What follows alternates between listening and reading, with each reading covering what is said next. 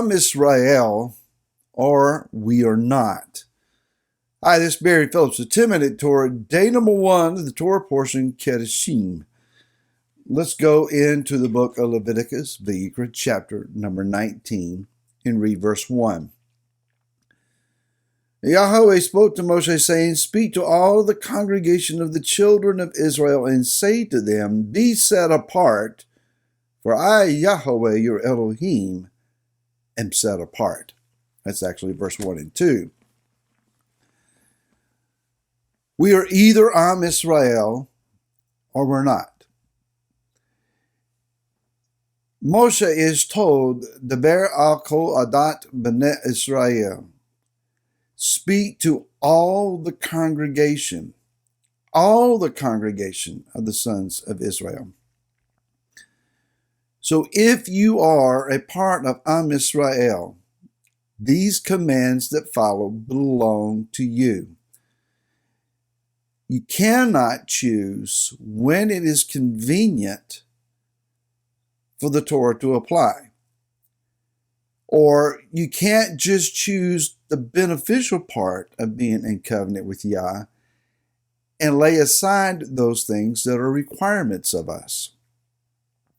It's like going down the grocery store aisle and picking and choosing which products you want to take home and which you would prefer just to leave on the shelf. You can't grocery shop the Torah. If you are Am Yisrael, if you are a part of this covenant body, then all of the benefits of this covenant belong to you. You are a part of the coming kingdom. When Messiah Yeshua returns, you are a part of those that will be regathered and rejoined and reunited together in Israel, in the land of Israel, with our brother Yehuda. Yeshua will be your king. You will dwell in the land of your inheritance. The land of inheritance, its borders will be increased dramatically, greatly, and you'll be a part of that. If you are not a part of Am Yisrael, then you're not a part of this covenant. Being born again, coming to the saving knowledge of Yeshua as the Messiah, means more than just an emotional giving over of your heart. We kind of attribute the idea of being born again to similar to giving our heart, our emotional state, our passion, our love and devotion to a spousal partner, a husband or a wife. It's not the same thing. We're entering into a covenant relationship where we declare Yeshua is Ben Elohim. He is the son of Elohim. He is the Messiah of Israel. He is the promised one who will crush the serpent's head, according to Genesis or Bereshit 3:15. And we believe that we will be a part of his coming kingdom. We abide by the Torah because he is the Torah, and we live it the way that he taught it to us. So we take on all of the responsibility of the Torah for ourselves. When we take on the identity of Am Yisrael, then we take on all that goes with it, good and what may be perceived as bad. Certainly the benefit is a wonderful thing. It's an overwhelming thing.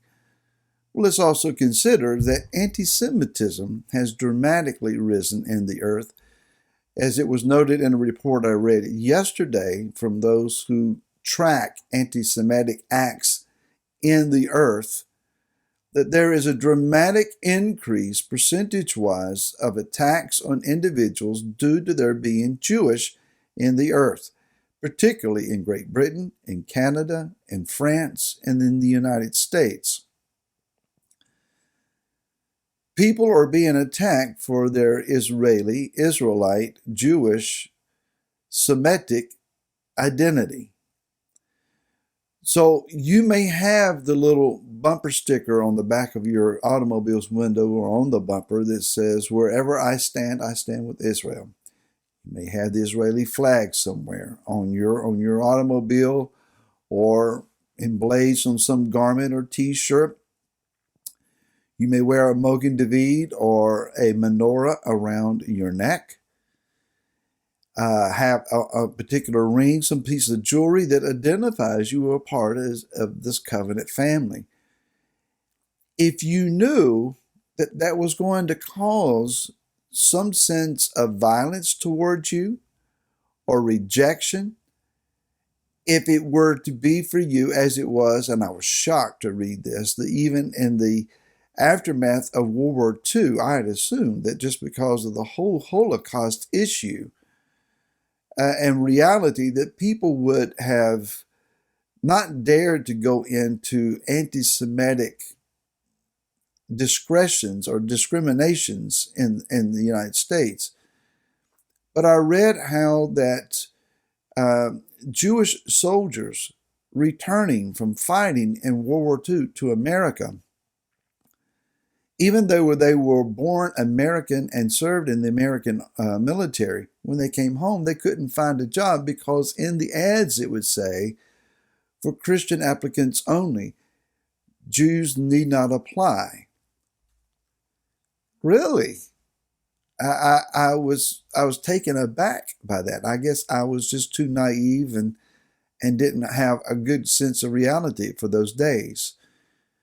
Would you still identify yourself as Am Yisrael if it cost you?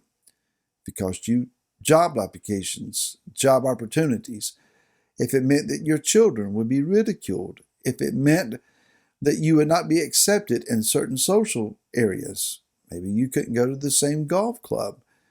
Maybe you couldn't attend the same religious services. There, we say you couldn't go to certain forms of entertainment, maybe to a movie or theater or something. Where, no, if you're Semitic, if you're Hebrew, if you support Israel, you're not allowed to come in here. And we would think, well, no, we're beyond those days. We're getting beyond that racism thing. And with all the focus on racism, we're very careful about how we say things and what we say. When it comes to Israel, when it comes to the covenant people of the book, Yah has chosen to divide the world on one side and his covenant people on the other. That's just the way it's going to be. I heard a wise man, Dr. Neil Snyder, a professor emeritus from UVA, a number of years ago, about 2003 or 4, speaking at House of David, he made this statement: in the last days, there will be the absolute polarization of the earth. Those who have the mark of Yah, the mark of Elohim, will be placed on one side, and those who have the mark of the beast system will be on the other. You will take one mark or the other, and it will be no in between. Is it not a safe assumption to realize that those who take the mark of the beast system are going to stand against Yah, against his word, against his promises, against his Torah, against his Messiah, against his people?